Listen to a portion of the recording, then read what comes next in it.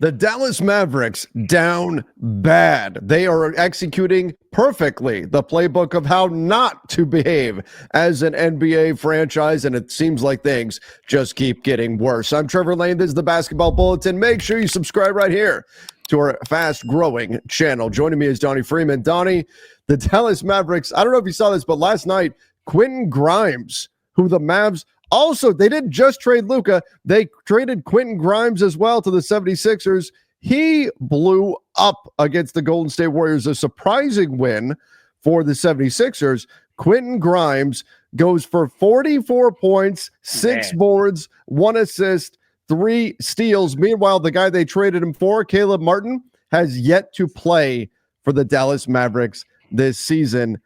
Donnie, the Mavs, things just keep getting worse for this team.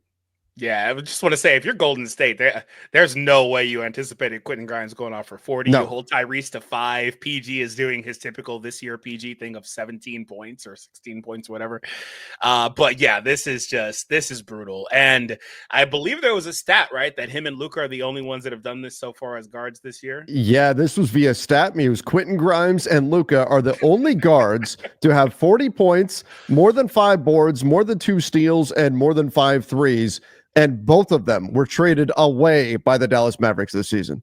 Yeah, that's just insane. And, really what it is Nico has been executing some top level stuff lately, in my opinion. I mean, I just got to show you this really quick. I want to show everyone what some of Nico's greatest hits have been over the last year or so here, a couple years. No. He's traded away all these guys. You see Brunson, Luka. Kristaps just won a championship. Okay, maybe he was dealing with some stuff, wasn't able to be the number 2 they might have wanted. Derek Jones. Nico, man, what's going on, bud? I don't know. I mean, there's certainly context behind some of these, the Jalen Brunson hitting free agency, but they should have given him an extension early on and paid him, and they didn't. That's man. Like even just that 5. How many games is that 5 winning? Yeah, that's a good starting 5. Like that's probably a 50+ win team right there, if not better, just with that 5. Oh my God. Yeah, he's been on a tear lately, and this is just some of his greatest hits. That has nothing to do with some of the lesser ones he's let go. So, yeah, Nico, I'm not really sure, but he's got a vision. Maybe we'll just have to wait and see what happens over the next couple of years here. Yeah, the vision looks apocalyptic, I think, right now in Dallas, and Mavs fans still very upset with what's gone on, and rightfully so. Now there's a new mural up in Dallas, not only praising Luka Doncic, but also taking shots at Nico. We'll take a look at that in just a moment. But first, quick shout out to our sponsor, and that is Prize Picks. Prize Picks Daily Fantasy Sports. They do a fantastic job. You guys can check them out. Use our promo code Bulletin. Get a guaranteed $50 on your first $5 played. And let's make a few picks here real quick. Donnie, let's go. What do we think? It's your boy Grady Dick. Oh, we gotta go with Grady Dick. 16.5 points, rebounds, and assists. Yeah, he's getting that. I think Dick is going to cover that. LeBron James rebounds. He has been a monster on the boards lately. 8 boards. If he plays, think he plays today? Yeah. I don't know. We were just talking about this. It's possible, but with the opportunity to go to 2 seed, I hope that they, potentially play him. So yeah. Okay. All right. Let's say the Nuggets lose the ongoing game. Yeah, right now the Nuggets and the Boston Celtics are playing, and it is a close one down the stretch here. So we'll see what winds up happening there. All right, so we've got a couple of picks there. Let's add in one more, and let's go. Ooh, Jared Allen against Port. Do you like that one against Portland? Yeah, snag it before it's gone. Yeah, we're going to grab it. Let's do the 25.5 points, rebounds, and assists for Jared Allen. So if we were to hit on this one, $10 entry fee would get us $50. If you guys want to play along over on Prize Picks, you can. Go check them out. Use the link in the description down below, and make sure you use our promo code Bulletin. All right, Donnie, check this out. This is in Dallas. A new mural has gone up. Mavs fans not happy with the Luka Doncic trade. Not happy with what's going on with their team right now. And here is a mural of Luka. Luka Magic, number 77, the Dallas skyline there. And then look in the upper right corner. Hashtag fire Nico. My goodness. My goodness. What is going on here?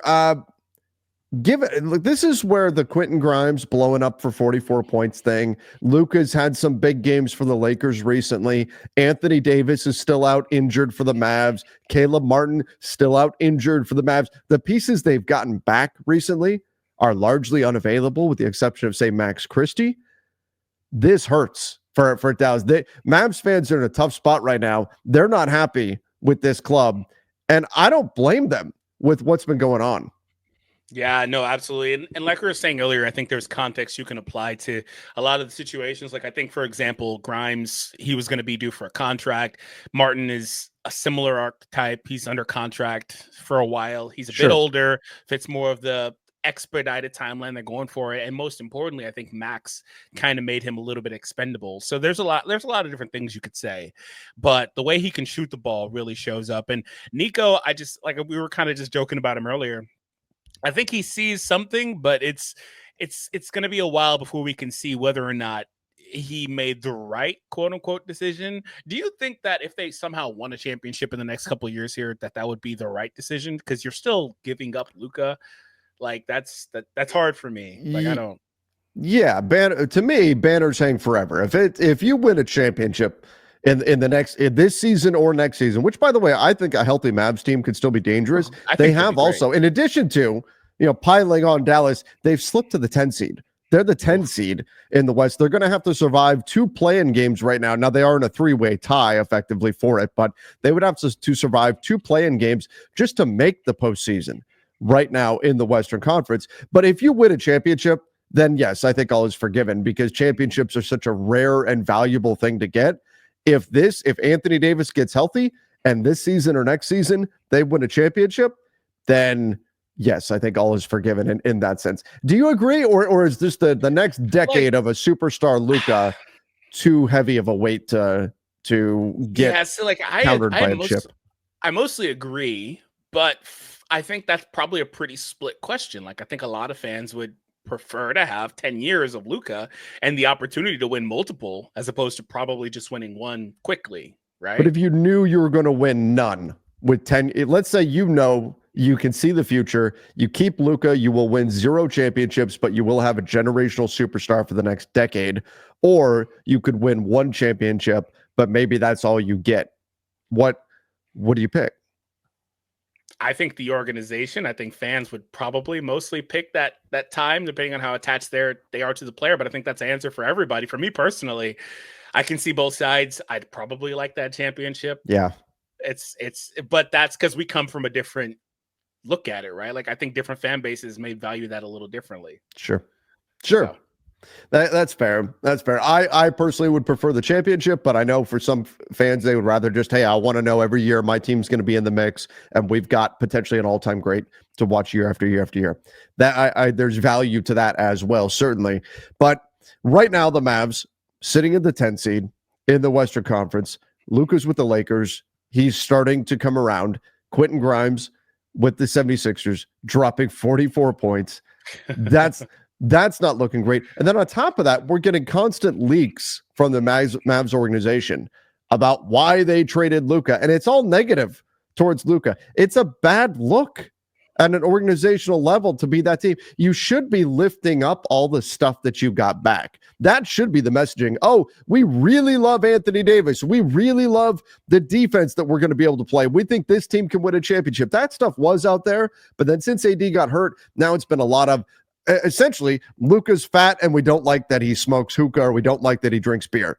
That's been the messaging leaking out of Dallas. And I think all that does is turn Mavs fans off even more, because they're on Luka's side in this. So if the Mavs organization is taking shots at Luka, they're not going to respond well. I think it's only going to create more distance between the fan base and the organization. In my mind, obviously, some of this stuff the Mavs couldn't foresee. You wouldn't foresee Quentin Grimes dropping 44 points, but it really does feel like every week the Mavs go further and further and further in the wrong direction. Yeah, it feels like just since then it's been nonstop. And then we pretty much instantly got reports that they didn't expect the kind of blowback that they got. And I like genuinely think that they probably pressured AD to coming back sooner. And, that led to him being out. Now, thankfully, their team should be healthy within like a week and a half, 2 weeks. But yeah, it's just been bad all around. And I think that they have some of that stuff. I think it's kind of valid. Like I'd be concerned about his wanting to have hookahs and beers and all that stuff all the time. His long-term health. He's dealt with a pretty pesky injury with his legs and stuff like that. So I think that his weight, like he's always been kind of a little pudgy. I think that stuff's valid. Do you see the Lakers have him listed at 230? Do they? Yeah. I mean, they said he was 270 stuff. I gotta say, by the way, on that stuff's always kind of interesting to me because 270 on a 6'8" dude doesn't look like 270 on a 5'8" guy. Like it's not the same. It doesn't look I saw a lot of those like this guy's not 270. I don't have any opinions on what he is, but you wouldn't be able to tell based on like looking at like a 5'8" guy. It doesn't look the same. Like it's separate, like the way that it could be like just distributed differently. But regardless, like I don't know if he's 230, 250, whatever he is. I don't. But like I think those are valid concerns. But I think that the way they went about it was just the worst possible thing. They came off as like they were trying to justify the trade and explain, exactly. Hey, X, Y, Z. And I just don't think that you can do that when nobody was on your side in the first place, right? Yeah. So that's really what it is to me. Like I said, I understand some of that being valid, but at the end of the day, he's Luka Doncic. I would rather try to work through those problems with him and come out on the other side of it. Personally, that's just me though. So. And that's what the bulk of the response from the bulk of the league has been. These are things you try to fix, not things that you say, well, that's it. We got to trade him because of these things. But the reporting has been Nico Harrison believes he will not be in this job very long.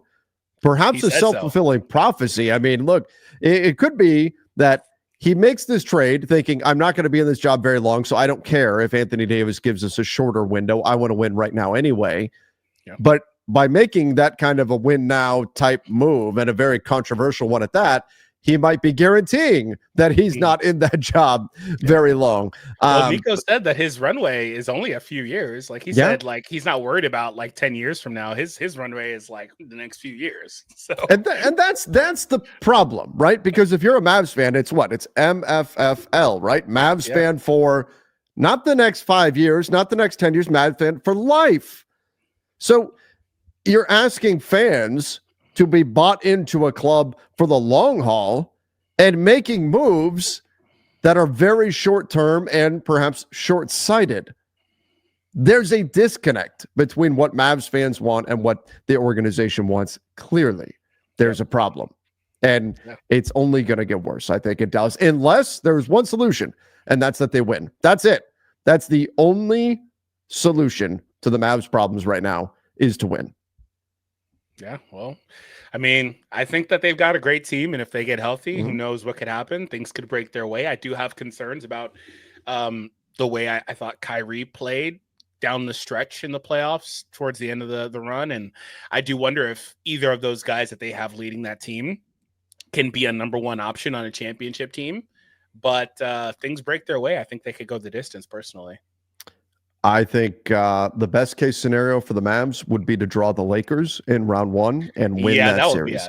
If they do that, first of all, the NBA would lose their minds. They would be so happy if they got Lakers Mavs, but that would be in some ways some kind of validation if the Mavs were able to knock the Lakers out in the playoffs this year. Man, that would be a tough matchup for the Lakers also. Just the sheer size would be crazy.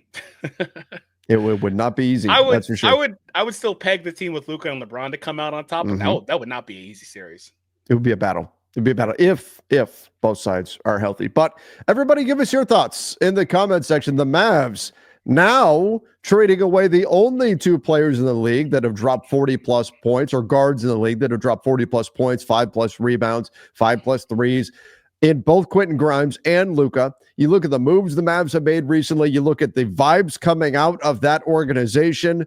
It's all bad right now. And now they've dropped to the 10 seed in the Western Conference. Are the Mavs going to pull out of this nosedive, or are they ultimately going to crash and burn this season. Give us your thoughts in the comments down below. Don't forget to subscribe right here to the Basketball Bulletin and check out our most recent video on the top free agent power forwards for your team to chase in the offseason.